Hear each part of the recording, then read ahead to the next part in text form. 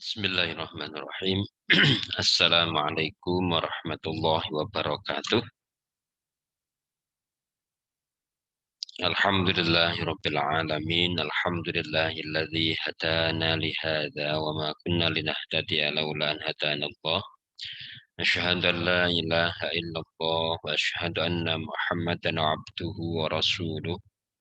Allahumma shalli wa sallim wa barik ala sayyidina Muhammadin wa ala alihi wa sahbihi ajma'in. Subhanaka la ilma lana illa ma 'allamtana innaka antal alimul hakim. Rabbi shrah li sadri wa yassir li amri wahlul 'uqdatam min lisani yafqahu qawli. Mari kita awali dengan sama-sama membaca suratul Fatihah. Ila hadrat Nabi Mustafa sallallahu alaihi wasallam wa ala alihi wa azwajihi wa dzurriyyatihi wa sahbihi ajma'in. وتابعين وتابع تابعين والشهداء والصالحين جميع الملائكة المقربين لهم الفاتحة. أعوذ بالله من الشيطان الرجيم بسم الله الرحمن الرحيم الحمد لله رب العالمين الرحمن الرحيم مالك يوم الدين إياك نعبد وإياك نستعين اهدنا الصراط المستقيم صراط الذين أنعمت عليهم غير المغضوب عليهم ولا الضالين.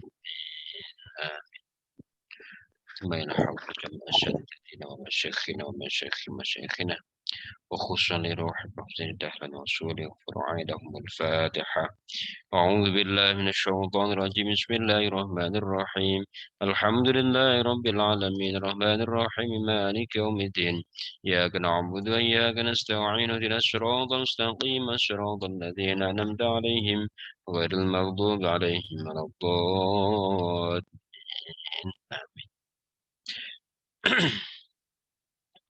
Baik, bismillahirrahmanirrahim. Kita lanjutkan untuk pagi ini surah Al-Mulk ya. Untuk ayat-ayat yang awal kemarin baru kita baca kesan makna ya, belum penjelasan dari Prof. Zaini Dahlan.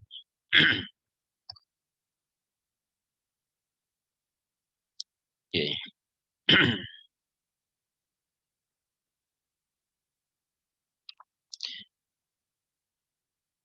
Ayat 1 sampai dengan 2 kemarin sudah kita baca penjelasan beliau sebagian ya.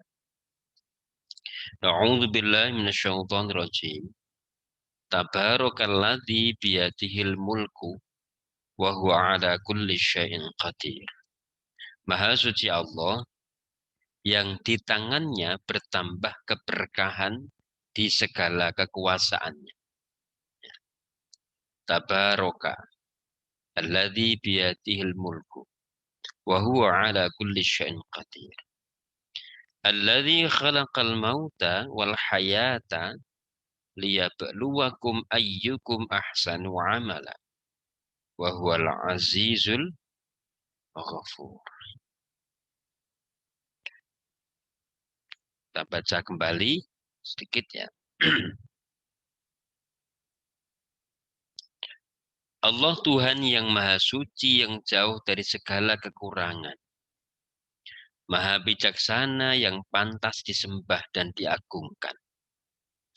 Kekuasaan dan rahmatnya makin terasa dalam kehidupan. Sejalan dengan perkembangan peradaban. Bagi yang menghayati, imannya makin terasa kehadiran Allah dan rahmatnya. Dimanapun ia berada, terutama di kala kesempitan menerpa. Bisikannya terasa didengar, doanya terasa dikabulkan. Yang gemar meneliti lingkungannya dengan jujur akan tertuntun meyakini bahwa ciptaan Allah dan tatanannya sangat canggih dan menyiapkan bagi perkembangannya yang panjang. Dan semua itu tidak akan terjadi dengan kebetulan, tetapi pasti ada pencipta dan pengaturnya yang jauh lebih sempurna, yaitu Allah yang Maha Kuasa. Jadi kalau dalam bahasa lain itu ada istilah coincidence.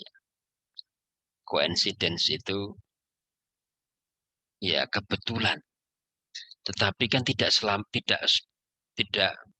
tidak ada yang betul-betul terjadi secara kebetulan. Semua yang kita anggap sebagai kebetulan itu sebenarnya dalam tatanan Allah diatur secara rapi. Jadi memang wallahu khalaqakum wa ma ta'malun itu juga ya harus kita pahami, termasuk kejadian yang terjadi pada kita itu bagian dari tatanan Allah. Jadi bukan coincidence ya. Bukan semata-mata terjadi kebetulan. Maka beliau katakan di situ gitu. Tidak akan terjadi dengan kebetulan saja, tetapi pasti ada pencipta dan pengaturnya. Yang tidak memperhatikan sifat dan watak ciptaannya akan bertemu banyak kesulitan dalam hidupnya. Yang tidak mengikuti atau melanggar tatanannya akan kecewa dan sengsara. Penciptanya adalah Allah yang Maha Kuasa atas segalanya. Hidup dan mati yang pasti dialami manusia seharusnya menyadarkan keterbatasan dan kelemahannya berhadapan dengan kemahakuasaan Allah. Lalu bertanya mengapa ada hidup dan ada mati. Alladzi khalaqal mauta wal hayata. Kehidupan dan kematian itu ciptaan. Jadi bukan manusia saja yang diciptakan. Tapi kehidupan dan kematian itu sendiri itu ya ciptaan. Alladzi khalaqal mauta. Menciptakan mati. Wal hayata menciptakan hidup. Dari semua tidak ada dulunya. Semula tidak ada. Kemudian diciptakan kehidupan. Dan kemudian diciptakan kematian. Yaitu harus kita pahami bukan sekedar kehidupan kita, tapi juga seluruh kehidupan alam semesta. Nah, kemudian ujungnya di situ liyabluwakum. Kumnya di situ adalah manusia. Sentral seluruh kehidupan kita ini kan manusia. Di alam semesta ini sentral kehidupannya adalah manusia. Maka semua yang dicipta itu dalam rangka untuk menguji manusia. Ayyukum ahsanu amala. Nah itu. Jadi yang diuji amalnya yang kelak dimintai pertanggungjawaban itu kan manusia.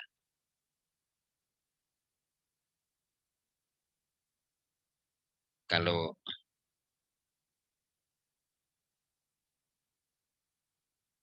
dibandingkan dengan ayat yang wa ma khalaqtul jinna wal insa illa liya'budun, berarti yang diminta untuk mengabdi kepada Allah, menyembah itu ya jin dan manusia kan gitu. Tetapi sentral yang dimintai pertanggungjawaban yang mukallaf karena dibebani sebagai khalifatullah di fil ard itu manusia. Itu ya sentralnya manusia yang harus bertanggung jawab penuh terhadap Allah nanti itu ya manusia.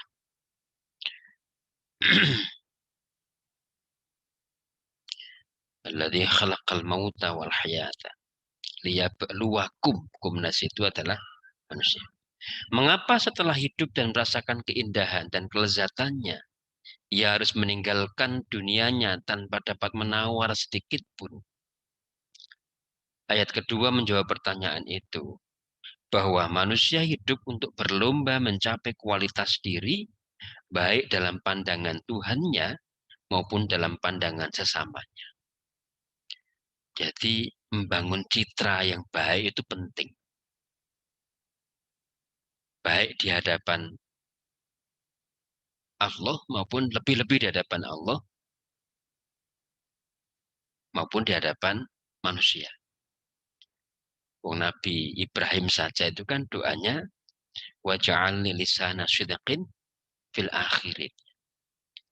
Dia minta supaya hidupnya itu nanti akan disebut-sebut kebaikannya. Lisana sidqin fil akhirin. Orang-orang yang akan datang setelahnya itu akan menyebut-sebut kebaikan kita. Dan itu membangun citra. Tetapi citra diri yang dibangun dengan ketulusan. Itu kan otomatis ya. Kalau kita ini baik, dan kita memang terus berusaha untuk baik, ya insya Allah yang akan disebut kebaikan oleh orang lain itu adalah kebaikan kita. Jadi kalau saya memahami bahasa Prof. Zaini di sini, kualitas diri baik di hadapan dalam pandangan Tuhannya maupun dalam pandangan manusia sesamanya, itu ya dua aspek itu yang kita upayakan supaya citra diri kita itu baik di hadapan Tuhan dan juga baik di hadapan manusia. Hidup bagi manusia berarti memasuki arena lomba. Ujian dalam mencapai nilai tertinggi. Siapa di antaranya yang terbaik dan terbanyak manfaat amal perbuatannya. Sedang mati baginya adalah saat penilaian dan pembalasan atas prestasi hidupnya. Yang berbuat akan dilipat gandakan nilainya, yang berbuat baik akan dilipat gandakan nilainya, yang berbuat buruk akan dibalas seberat dosa yang dilakukan. Dan itu juga bagian dari rahmat Allah. Allah telah meletakkan tatanannya bagi seluruh ciptaan termasuk manusia yang disesuaikan dengan tugas dan fitrahnya agar alam semesta berjalan serasi dan membahagiakan. Tetapi manusia juga yang banyak melanggar tatanan Tuhannya. Ia saja yang sering menyimpang dari tatanannya, maka terjadilah bencana yang menyesalkan dirinya dan lingkungannya. Ini bukan berarti manusia dilarang mengembangkan akal dan ilmu pengetahuan. Ia dipersilahkan mengembangkan ilmu sejauh yang dapat dicapai. Allah hanya meletakkan rambu-rambu agar manusia tidak terjebak kesalahan karena keterbatasan dirinya. Dia Allah yang Maha Kuasa yang dapat ditangkap kehadirannya dengan mudah, terutama oleh yang berolah pikir dan ilmu, berolah ilmu dan berpikir sehat. Namun dia Maha Pemaaf terhadap hamba yang terlanjur berbuat salah, kemudian ingin kembali dan bertobat kepadanya. Ada kata kunci di sini atau ada kata-kata yang perlu kita highlight ya. Allah yang Maha Kuasa itu dapat ditangkap kehadirannya dengan mudah. Jadi untuk kita untuk bisa merasakan adanya Allah itu tidak perlu banyak dalil sebenarnya. Tidak perlu banyak dalil. Karena semuanya tergelar mudah di depan kita sendiri. Dan sangat mudah kita temui. Ya. Makanya tidak perlu banyak dalil sebenarnya. Kalau ketika beliau katakan kehadiran Allah itu dapat ditangkap dengan mudah dalam diri kita sendiri maupun di luar diri kita. Kita jalan sedikit, kita saksikan, kok bisa ada rumput yang tumbuh ya, kok bisa ada tanah yang tadinya mati, kok bisa ada tumbuhannya. Apa gunanya tumbuhan tadi? Kok tumbuhan ada yang berpasangan, ada yang tidak, ada yang hijau daunnya, ada yang menguning. Apa maknanya? Kalau itu pertanyaan-pertanyaan itu, misalnya ketika kita ketemu itu yang di sekitar kita jalan ketemu ini, itu sudah akan menggugah rasa ketuhanan kita. Jadi sangat mudah, tergantung bagaimana kita menggunakan yakilunnya itu, afala taqilun itu. Oke, sekarang kita teruskan yang di ayat 3 sampai 4 ya. Alladzi khalaqa sab'a samawatin tibaqa ma tara fi khalqir rahmani min tafawut farji'al basara hal tara min futur. Yang menciptakan 7 langit berlapis. Kamu tak melihat ketimpangan sedikit pun pada ciptaan Tuhan yang Maha Pemurah. Cobalah periksa lagi. Apa kamu melihat keretakan di sana? Ya. Kemarin sudah kita sampaikan secara kesan makna. Kenapa di situ diulang? Farja'il basara. ulangi pandanganmu. Karena seringkali ketika kita melihat satu fenomena, hanya sekali pandangan, itu renungan kita hanya berjalan sekilas tanpa makna. Tetapi ketika kita melihat satu objek, kemudian kita ulangi penglihatan kita yang kedua, itu renungan kita akan lebih dalam. Contoh saja ya, kita mengucapkan satu konsep, tahu. Itu ketika hanya satu kali, itu hanya ya tahu tergambar tahu biasa. Tapi coba kata itu kamu ulangi beberapa kali. Tahu, tahu, tahu. Nah, kata yang kedua, yang ketiga, itu akan berubah makna. Akan berubah makna dan akan makna lain. Oh iya ya, kok tahu ya? ya, ya. Ini persis waktu kecil saya itu ayam. Ya. Jadi lihat ayam. Kok namanya ayam ya? Yang dulu ngasih nama ayam itu siapa ya? Itu pikiran saya waktu kecil. Saya tanya ke bapak saya. Ya. Jadi sambil bapak saya nyangkul, itu saya di pinggirnya.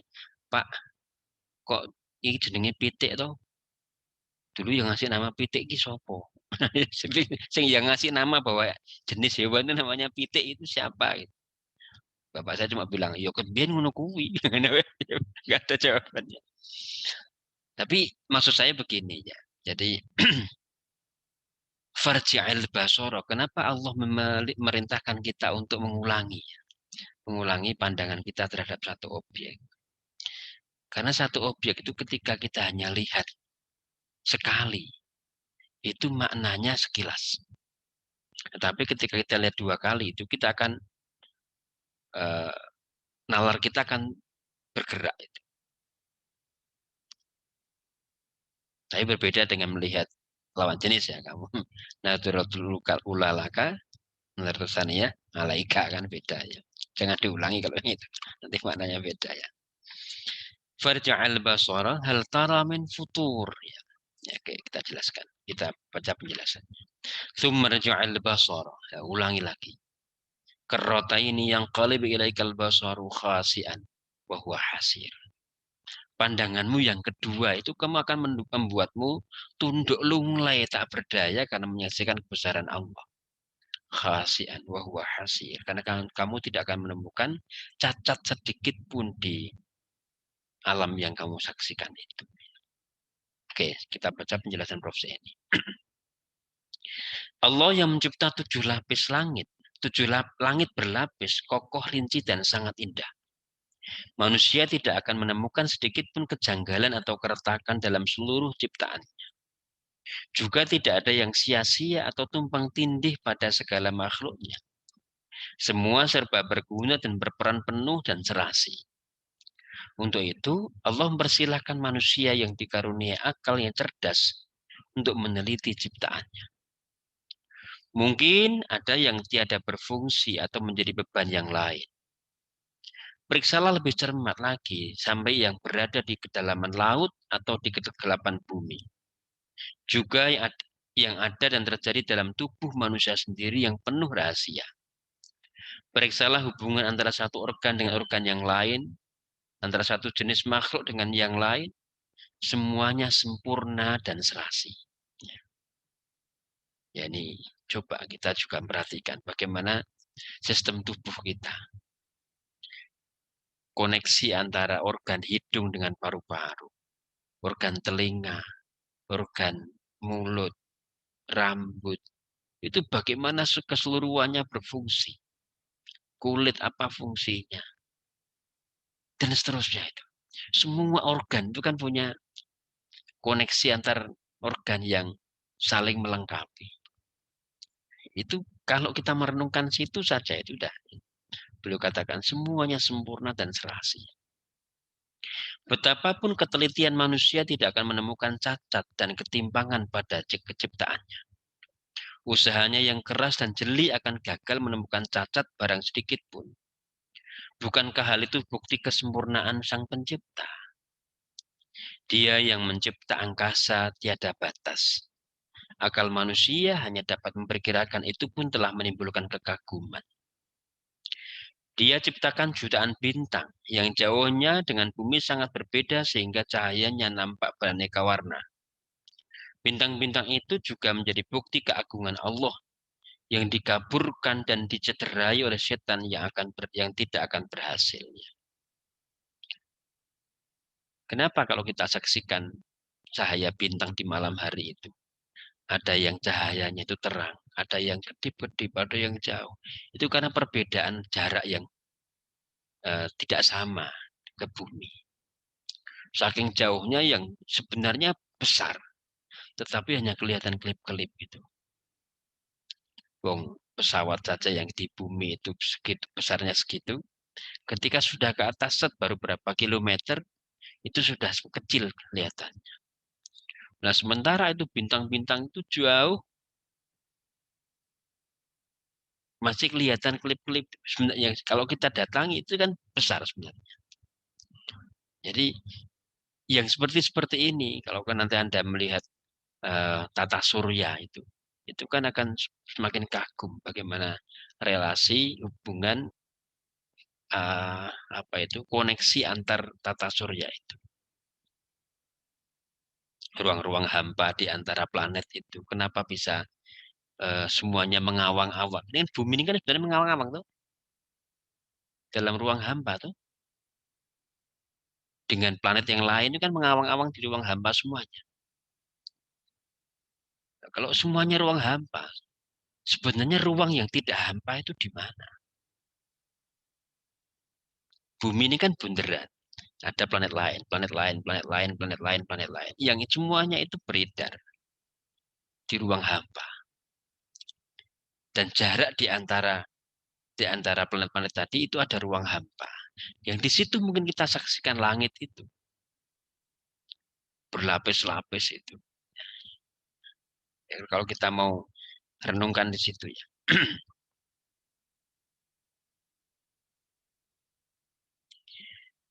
Selain alam ciptaan Allah tiada cacat dan serba berguna bagi seluruh makhluknya, juga menimbulkan rasa kagum karena indah dan sangat canggih. Bintang yang bertebaran di langit memberi pandangan elok mempesona, mendorong penelitian harumnya bunga yang serba berbeda, kuncupnya yang berwarna-warni dan serba indah. Ya. Tangisnya bayi ketika lahir, seluruhnya menuntun orang yang berbakti sehat, mengakui kebesaran dan kekuasaan Allah Sang Pencipta. Hati nurani yang bening akan tertuntun beriman kepadanya dan melaksanakan tatanannya dengan kesadaran. Itulah ciptaan Allah yang kasat mata. Di balik itu ada ciptaan yang lain, ialah alam gaib yang akal serta khayal manusia yang terbatas tidak akan menjangkaunya. Di alam gaib manusia meneruskan perjalanan hidupnya berbekal iman dan amal yang dibina di alam nyata. Sudahkah kita menyiapkan? Itu Prof. Zaini Dahlan di akhir penjelasannya begitu. Ya ini saya kira renungan-renungan dari Prof. Zaini tadi itu menuntun kita, menggugah kita akan kesejatian hidup itu sendiri. Baik, saya kira itu saudara sekalian di pagi ini yang kita bahas. Mudah-mudahan ada faedahnya. Mari kita akhiri bersama dengan baca hamdalah dan tutup majelis. Alhamdulillahirabbil alamin. Subhanakallahumma bihamdika asyhadu an la ilaha illa anta astaghfiruka wa atubu ilaik. Assalamualaikum warahmatullahi wabarakatuh.